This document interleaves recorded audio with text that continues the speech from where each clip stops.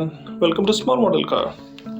So today we have got a Citroen EC4X and it's from moving parts of lineup of Matchbox. Before I start the review, I've done this on like few last cars. I've seen on few of the recent moving parts car. The opening hood doesn't really open that much. You see, no matter how much I try, I can't open it more than that, which is really a shame because there are some nice details under the hood and you can't really see it. I don't know if it's a fault from Matchbox design team or what, but yeah.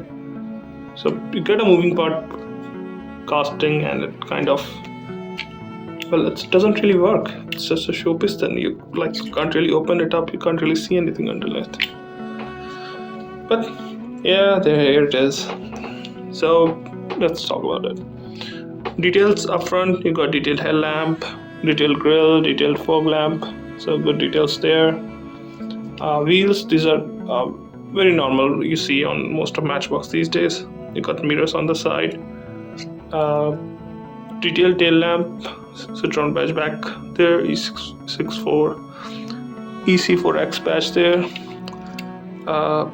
The profile kind of reminds me of Polestar.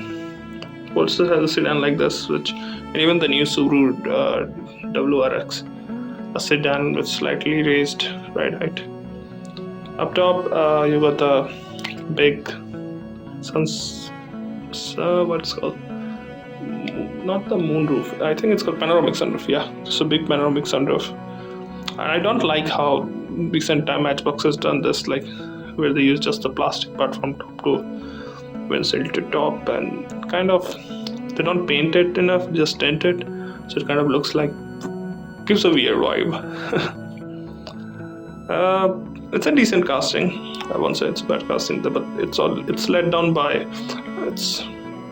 the part it should move.